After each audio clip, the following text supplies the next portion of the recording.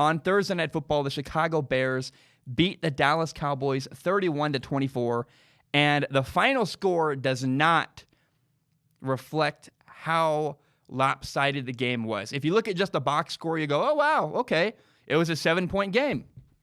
Not true. The Bears dominated the Cowboys on Thursday Night Football. At halftime, they were up 17-7. At one point, the Bears led the Cowboys 24-7. The Cowboys scored a bunch of points late in the fourth quarter, but don't let that final score fool you. The game was not close. The Cowboys got dominated. We have a lot to talk about. We're going to talk about the Bears quarterback, Mitchell Trubisky. We'll talk about their head coach of the Bears, Matt Nagy. We'll also talk about, of course, the Dallas Cowboys, their head coach, Jason Garrett, and their quarterback, Dak Prescott. I want to start today, though, with the Bears. I have to acknowledge and be honest, tonight was the very best I have ever seen Mitchell Trubisky play as the starting quarterback of the Chicago Bears. I was so impressed. Number one, he used his legs really, really well. He ran around. Running is a big part of his game he needs to lean into and needs to use more frequently. It's very important. It helps him succeed when he runs occasionally. Number two, he was very accurate. He made good decisions for the most part. Mitchell Trubisky has an average arm, but he can still compete at an NFL level. When he makes good decisions, when he's accurate, he's phenomenal. And he was tonight. I was like, wow, okay. All right. He had two decisions I didn't like. Both of them were where he was actually, ironically, rolling out to the left now that I think about it. He was outside the pocket, extending a play. He threw, one of them was an interception it was literally on the 1 yard line. Another one was actually a completed pass, but it was really ugly. It should have been knocked down. But all in all, man, Mitchell Trubisky was great. He was 23 for 31 passing. He had 244 yards, 3 touchdowns. He did have that one interception. He also had 63 yards rushing. He ran 10 times and another rushing touchdown. And this is now 2 weeks in a row that Trubisky has played really, really well. And tonight actually made me pause. I was like, oh, all right. And it made me wonder, have I been a little bit too harsh in the past? Earlier in the year, I was like, let's move on from this guy. He's not good enough. Is it possible, and maybe it is possible, I'll acknowledge, it's possible that Mitchell Trubisky is still developing. Maybe I was just impatient. That's very possible. Now, I want to hold that thought. We'll come back to Mitchell Trubisky in a moment. I want to talk about the Bears coach. Matt Nagy is the Bears head coach, and he is one of the most wrongfully attacked people in the entire NFL. It drives me nuts the way people play and talk about him. It's insane. He's a really good play designer. He's great at designing screen passes. He came out of Kansas City. He's got a background. He's very similar to Andy Reid in that. He's great at designing screen passes. It helped a lot against the Cowboys tonight. And he's really good at designing plays that stretch the field sideline to sideline.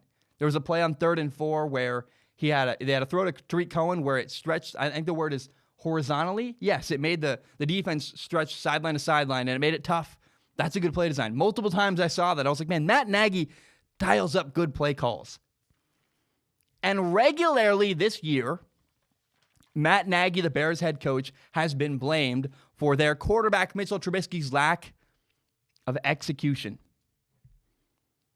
And you could argue maybe it is a coaching issue. You could say, well, preparation during the week is a problem. That's why Mitchell Trubisky's playing badly. Okay, fair enough. But people say the coach sucks. And the reality is, if the coach is designing good plays and receivers are open, but the quarterback either will not pull the trigger or throws inaccurate passes to receivers who are open, that's a quarterback problem. If people are open and the quarterback isn't delivering the ball, that's the quarterback, not the coach. I did a film analysis of Mitchell Trubisky earlier this year. That was the problem. Guys were open. Trubisky wasn't recognizing them or was missing throws just flat out. Despite some of the creative play designs he had, he was failing. So now we know, tonight, against the Dallas Cowboys, this is what Mitchell Trubisky is capable of. Bears fans need to put Mitchell Trubisky on a short leash. They need to demand this every single time. Heighten your standards. You need to expect more from Mitchell Trubisky. He needs to regularly play as well as he did on Thursday against the Dallas Cowboys. Hold him to this standard. If he plays this way, he's the guy in Chicago. If he plays this way, I can embrace this. But we need to see this more. The fact that this is the really first time I've ever seen Mitchell Trubisky and gone, well, hot dang, that's great. He was good last week. Last week was okay. We'll see. He's developing. 2 weeks in a row now. Trubisky's been really good. He was better this week than he was last week. I want to see that this is better. This had better become a trend for Mitchell Trubisky. He's on a short leash. I'm not going to, if he's, he better do this the rest of the year. But if he does, hey, I will acknowledge he's the guy moving forward. If you're a Bears fan, again, hold Mitchell Trubisky to this standard. Now let's talk about the Cowboys. I have a lot to say. Oh my gosh, the Cowboys are 6-7. They have lost 3 games in a row.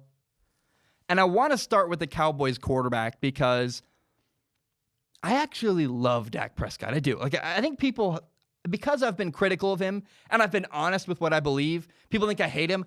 I don't hate Dak Prescott even remotely. I really like him. In fact, before recording this episode, I just wasted 30 minutes. I didn't waste 30 minutes of my life. I watched Gruden's QB camp, Dak Prescott. I watched all of it. I was eating dinner and I was like, okay, it's 11 o'clock at night. I'm eating dinner. Who cares? Let's just enjoy this. And I did. And I had a glorious time. It was awesome. And I can't get over, John Gruden was kind of poking fun at Dak Prescott, kind of, pointing out his flaws. And Dak Prescott was able to laugh at himself and own his mistakes. And to me, that is so cool to have a leader who can say, yeah, I'm not perfect. I want to repeat this. I love Dak. And I think Dak is a franchise quarterback. His personality, he's consistently good enough. But I also want to say, under no circumstance would I give Dak Prescott a $35 million a year contract. No way. Let me warn you now. Don't do it. That's a mistake. Here's what I would do if I was the Cowboys. I've decided finally. You franchise tag Dak Prescott. You give him a franchise tag. He gets paid a lot more money, I think $22 million, something like millions of dollars. It's basically a 1-year audition. Get him a new coach, and let's see how he does with a new coach. But as for this year, here's what's going on. Dak's accuracy has been an issue. The lack of accuracy for Dak Prescott has been a problem. He's throwing behind receivers. He's not as precise as he needs to be. And as the year has gone on, his footwork has become sloppier. Early in the year, I was like, wow, look at that footwork. It's phenomenal. He's regressing with footwork. And that's causing his accuracy to decline. What happens is when you play quarterback in the NFL, or I've never played in the NFL, but I played in college, and as the year goes on, your legs slowly start to degrade. It's just a natural thing. Your legs get worn down. And as Dak Prescott's legs have been worn down, his footwork has regressed. His footwork and lower half is not great. He's never had an elite upper body. He's never had an elite release of the football. And the kind of mundane, average upper half of his throwing motion combined with poor footwork, the combination is causing Dak Prescott to really struggle with accuracy. And that's kind of just who Dak is. He regularly throws behind receivers, but he also has really good moments. He had a throw down the left sideline against cover 2 into tight coverage. I was like, that's a great throw. It's a hole shot. Well done. Down the left sideline. I was like, that's a great throw to Amari Cooper. He has moments. He has flashes where he's great. And then he has moments where he throws behind receivers. He's not as consistent as I'd like him to be. And the reality and the honest truth about Dak Prescott, he's very good. He's just not as precise of a thrower of the football as I would like him to be. He's good, very solid, not elite. I think that's fair. Now, Dak is not perfect. I would franchise tag him. I want to see what he does next year. I think, again, maybe better coaching, he improves. And I do think Dak Prescott, however, is the long-term answer in Dallas. I like him. He's good enough to be there for years, and you can win with Dak Prescott. I believe in that. And the problem in Dallas is not Dak Prescott. Dak Prescott is not the reason why the Cowboys are losing games. The problem in Dallas right now is their coaching. I think right now, immediately, the Dallas Cowboys need to fire their head coach, Jason Garrett. This is a huge deal. It matters. It's very, very important. The Cowboys have 3 games left. And they need to stop denying reality. The Cowboys are losing because their coach sucks. He's not good enough. And if your coach is the problem, but you don't fire him, then the good people on your team take on guilt that is not theirs. You don't want Dak Prescott feeling guilty for losing when it's not his fault, or Ezekiel Elliott, or Jalen Smith, or Amari Cooper. It's not their fault. It's the coaching. Keeping your coach is damaging the locker room. I'm going to make a very cliche analogy. It's a divorce analogy. Make jokes if you want. This is real life. This is my life. This is what happened. I love my mom and I love my dad.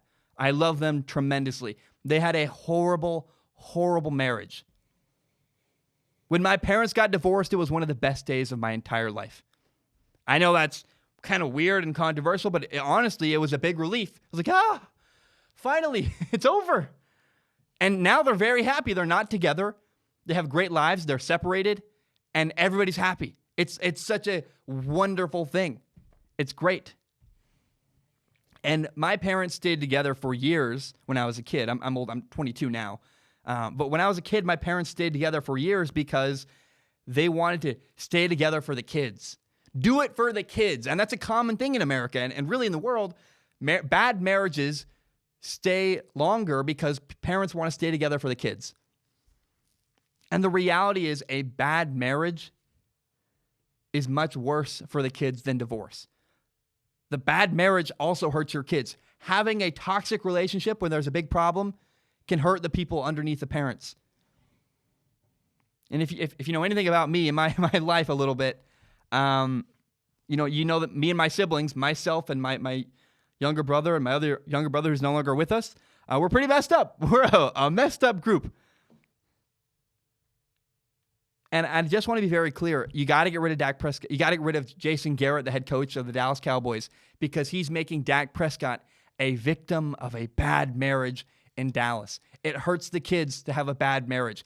It's hurting the Cowboys and their players to keep the coach. I'm not joking. I'm not exaggerating. I'm very serious about this. The Dallas Cowboys must fire their head coach immediately, simply to save your locker room. Do not deny the truth any longer. What really is awful is for you to lose games and just not own. It's the coach. The coach is not good enough. At least if you lose the next 3 games without Jason Garrett, you know it's no longer the coach. You gotta fire Jason Garrett. I think I would not be shocked. This episode is gonna come out early Friday morning. He might be fired 2 hours after this video releases, literally on YouTube. I'm not even kidding. It would not shock me. The Dallas Cowboys must fire their head coach as soon as possible. The longer they keep him, the longer it hurts their locker room. People are taking on blame that is not theirs. It is the coach's fault. It's not Dak Prescott's fault. It's not Ezekiel Elliott's fault. Think of any star player you can think of. Amari Cooper, Jalen Smith, anybody you want. The coaching is the problem in Dallas, and they got to solve that problem and neutralize it as quickly as humanly possible.